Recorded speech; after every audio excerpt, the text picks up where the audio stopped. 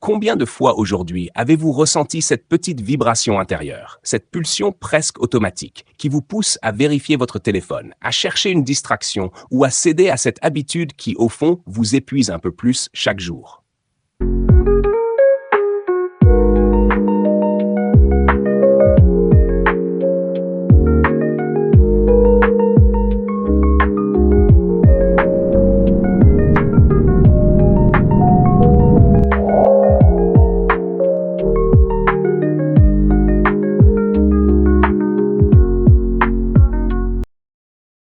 Laisse-moi te poser une question simple, mais inconfortable. Combien de tes actions aujourd'hui étaient vraiment les tiennes? Pas celles dictées par l'habitude, pas celles imposées par la peur, pas celles déclenchées par un manque. Je parle des choix que toi, consciemment, tu as décidés. Et si tu réalises que ce nombre est faible, tu n'es pas seul.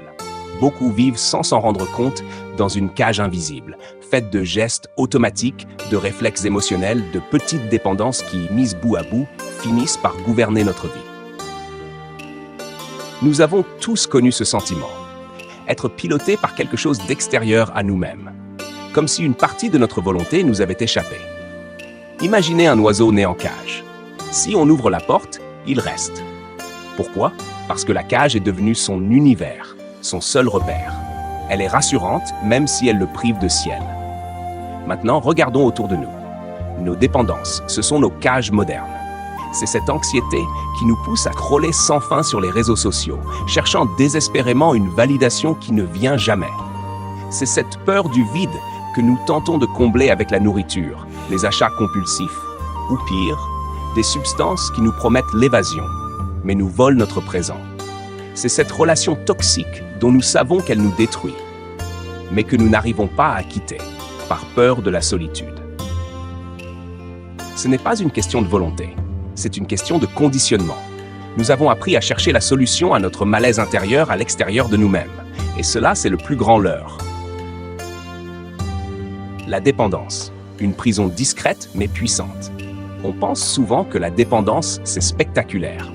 On imagine les grandes addictions, substances, alcool, excès, des choses visibles, dramatiques, évidentes. Mais la vérité, c'est que les dépendances les plus dangereuses sont parfois les plus discrètes. Elles ressemblent à quoi? Le téléphone que tu déverrouilles 100 fois par jour sans y penser. Cette personne que tu laisses revenir dans ta vie même quand elle t'abîme. Le besoin de validation qui te pousse à tout montrer, tout partager, tout exposer. Les achats impulsifs qui te donnent juste quelques secondes d'adrénaline. Les pensées négatives que tu laisses tourner en boucle, encore et encore, jusqu'à t'épuiser. Ce sont des mécanismes qui te donnent l'illusion d'un soulagement pour mieux t'attacher encore plus fort. La dépendance, ce n'est pas seulement ce qui te fait mal, c'est aussi ce qui te retient. Comment la dépendance s'installe sans qu'on s'en rende compte? Tout commence par une émotion que tu n'arrives pas à gérer. La solitude, le stress, la peur, le vide, l'ennui, l'incertitude. Et au lieu de l'affronter, ton cerveau cherche un raccourci. Alors, il trouve un pansement. Et ce pansement devient une habitude. Et cette habitude devient une routine. Et cette routine devient une dépendance. Petit à petit, ton cerveau associe un comportement à un soulagement rapide. Mais le soulagement est artificiel, la douleur revient. Alors, tu recommences. C'est un cercle, un piège, une boucle infinie. Et toi, dans tout ça, tu t'effaces. Imagine quelqu'un perdu en pleine mer, accroché à une bouée trouée. Elle prend l'eau, elle se dégonfle lentement, mais il s'y agrippe quand même. Parce que sans elle, il a peur de couler. C'est exactement ce que sont nos dépendances. Elles nous donnent l'impression de nous sauver, mais elles nous empêchent d'apprendre à nager. À quoi t'accroches-tu, toi? Quelle est ta bouée trouée? Cette question peut changer ta vie. Pourquoi on reste prisonnier? Parce que la dépendance fait quelque chose de très sournois. Elle remplace le choix par le réflexe. Au bout d'un moment, tu n'es même plus en train de décider. Tu réagis, tu compenses. Tu cherches à apaiser une émotion que tu ne comprends même plus. Et c'est là que tu perds le contrôle, quand tu agis sans savoir pourquoi. Reprendre le contrôle, les étapes concrètes. Identifier le déclencheur. Une dépendance ne naît jamais au hasard. Il y a toujours une émotion, un moment, un contexte qui l'allume. Demande-toi, quand est-ce que je retombe dedans? Que suis-je en train de fuir? Quelle émotion je ne veux pas affronter? Tu seras surpris de voir à quel point la réponse est claire quand tu oses la regarder. Mettre un nom sur la dépendance. Tu ne peux pas battre un ennemi que tu refuses de nommer. Dis-le clairement, même si ça fait mal. Je suis dépendant de mon téléphone. Je suis dépendant de l'attention des autres. Je suis dépendant de cette relation qui me détruit. Je suis dépendant du fait de fuir mes émotions. Quand tu nommes quelque chose, tu réduis déjà son pouvoir. Remplacer, pas supprimer. La nature a horreur du vide. Tu ne peux pas enlever une habitude sans la remplacer. Tu veux moins scroller? Remplace-le par un livre, une marche, un journal de bord. Tu veux sortir d'une obsession amoureuse? Remplace-la par des projets personnels, des relations saines, du travail sur l'estime de soi. Tu veux arrêter une compulsion?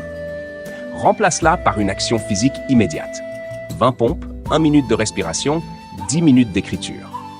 La clé, c'est de provoquer un détournement d'énergie. Créer une règle non négociable. Pas 10 règles, une seule. Une règle simple, mais sacrée. Par exemple, pas de téléphone avant 9 heures. Quand je suis stressé, je marche 20 minutes. Je coupe le contact après un manque de respect. 30 minutes de lecture par jour. Une règle claire crée une structure. Une structure crée une liberté. S'entourer de personnes qui portent vers le haut. La dépendance prospère dans l'isolement. Tu veux guérir? Parle, échange, apprends. Expose-toi à des personnes qui te tirent vers le haut. Les bonnes personnes ne te retiendront jamais dans tes chaînes. Elles t'aideront à les briser. Pourquoi agir maintenant? Pose-toi la question que presque personne n'ose se poser. Combien d'années as-tu déjà perdu à cause de ta dépendance? Pas seulement en temps, en énergie, en potentiel, en relations, en rêves abandonnés, en confiance détruite. Et maintenant, une autre question. Combien d'années es-tu encore prêt à sacrifier? La vie ne t'attendra pas, tes rêves non plus, ton potentiel encore moins. Chaque jour où tu n'agis pas est un jour que ta dépendance gagne. Le moment le plus puissant pour changer, maintenant. Tu n'as pas besoin d'être prêt, tu n'as pas besoin d'être fort, tu n'as pas besoin d'être parfait. Tu as juste besoin d'une décision, une seule, claire, définitive. Et tout commence. Devenez le jardinier de votre esprit. Votre esprit est un jardin. Les dépendances sont des mauvaises herbes. Vous ne pouvez pas simplement les arracher et espérer qu'elles ne repoussent pas. Vous devez ensemencer le terrain avec de nouvelles plantes, plus fortes et plus belles. Plantez la graine de la lecture, celle de la marche en nature, celle d'une nouvelle passion, celle d'une vraie conversation. Arrosez-les avec votre attention. Peu à peu, les mauvaises herbes n'auront plus de place pour pousser. Reconnaissez le feu, n'y jetez pas de l'huile. La pulsion, l'envie irrésistible, c'est comme un feu de paille.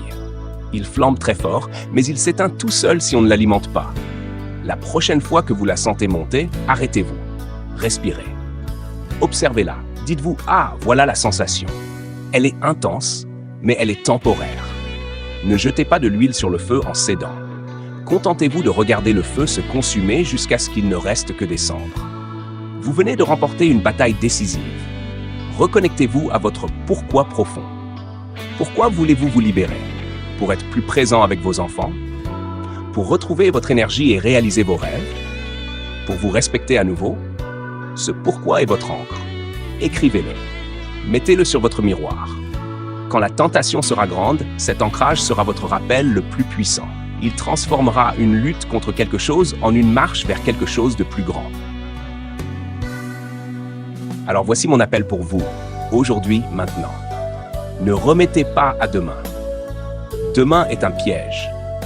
Levez-vous simplement et faites une chose, aujourd'hui même, qui soit un acte de souveraineté personnelle. Déconnectez vos notifications pendant 1 heure. Allez marcher sans téléphone. Prenez un verre d'eau au lieu de cette habitude qui vous mine. Appelez un ami pour lui dire « Comment vas-tu vraiment ?» Un seul petit geste, conscient, c'est le premier coup de pioche qui fendra le mur de votre prison. Votre liberté commence par un choix. Faites-le maintenant. Si ce message résonne en vous, si vous sentez que c'est le moment de reprendre le contrôle, engagez-vous envers vous-même. Dites « Stop » à haute voix. Alors aujourd'hui, fais ce que la majorité ne fera jamais. Reprends le contrôle. Regarde ta dépendance droit dans les yeux et dis-lui, à partir d'aujourd'hui, je ne vis plus selon tes règles. Je reprends ma liberté. Tu es capable d'évoluer. Tu es capable de guérir. Tu es capable de redevenir maître de ta vie. Et si tu veux continuer ce chemin avec moi, si tu veux plus de conseils, plus d'énergie, plus de clarté, plus d'outils pour transformer ta vie, abonne-toi maintenant, parce que la prochaine vidéo pourrait être celle qui change tout pour toi.